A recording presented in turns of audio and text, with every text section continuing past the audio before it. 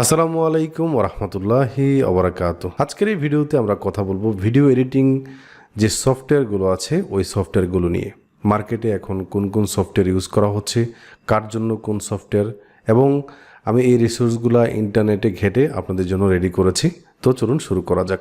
প্রথমে যে ভিডিও এডিটরগুলো নিয়ে কথা বলবো এগুলো হচ্ছে একদম বিগিনার লেভেল। এদের জন্য মনে করেন আপনার টুকটাক এডিট করার জন্য যেই সফটওয়্যারগুলো লাগে এই সফটওয়্যারগুলো হচ্ছে ক্যাপকাট, ফিল্মোরা অথবা ক্যামটাশিয়াটা বেসিক্যালি স্ক্রিন রেকর্ডের জন্য, আর ওই দুটো হচ্ছে ভিডিও এডিটর। তো ফিল্মোরা অনেক আগেই আমরা বাজারে পেয়েছি, ক্যাপকাটটা নতুন অনেক ফিচার এনেছে, এগুলো আমার কাছে ভালো লেগেছে, এবং ক্যামটাশিয়াতে অনেক ফিচার আছে, তবে এটা বেসড অন স্ক্রিন রেকর্ডিং। তো এই তিনটা নতুনদের জন্য, নন কমার্শিয়াল যেই ভিডিওগুলো হয় ডেলি ইউজের জন্য এই ভিডিও এডিটরগুলো ইউজ করা হয়। তারপর হচ্ছে প্রিমিয়ার প্রোটা হচ্ছে প্রফেশনালদের জন্য। আপনি যদি প্রফেশনালি ভিডিও এডিটিং শিখতে চান তাহলে আপনি প্রিমিয়ার প্রো শিখতে পারেন।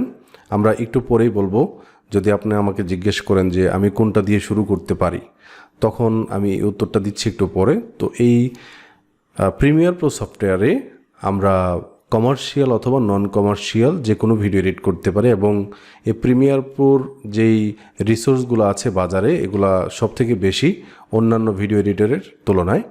সো আপনারা এইটা একটা ভিডিও এডিটর হিসেবে ধরতে পারেন নিজের জন্য, একদম পারফেক্ট। তারপর যে ভিডিও এডিটর নিয়ে কথা বলবো তা হচ্ছে ডাভিনসি রিসলভ।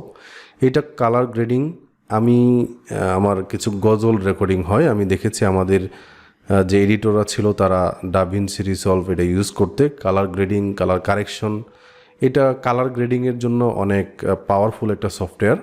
তো যারা কালার গ্রেডিং করে বিভিন্ন প্রফেশনাল কাজ করে তারা ডাভিনসি রিসলভ ইউজ করে। তো এটা প্রিমিয়ার প্রো এর কাছাকাছি একটা সফটওয়্যার। তো এটা আশা করি অনেক পপুলার হবে ভবিষ্যতের দিনগুলোতে। তো এই হচ্ছে আমাদের ডাভিনসি রিসলভ। তারপর যে সফটওয়্যার নিয়ে কথা বলবো সেটা হচ্ছে অ্যাডোবি আফটার ইফেক্ট। এটা মোশন গ্রাফিক্সের জন্য বিশেষভাবে ইউজ করা হয়।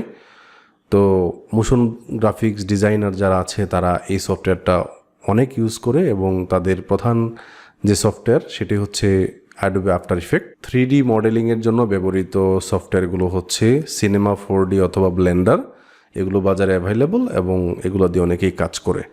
সো এই হচ্ছে এই মুহূর্তে মার্কেটে অ্যাভেলেবল ভিডিও এডিটিংয়ের জন্য সবথেকে পাওয়ারফুল সফটওয়্যারগুলো। এখন আপনি যদি আমাকে জিজ্ঞেস করেন যে ভাই কোন সফটওয়্যার দিয়ে শুরু করা উচিত, আমি বলবো যদি আপনি একদম বিগিনার হন তাহলে বিগিনার লেভেলের যে সফটওয়্যারগুলো আছে ক্যামটাশিয়া, ক্যাপকাট অথবা আপনার ফিল্মোরা।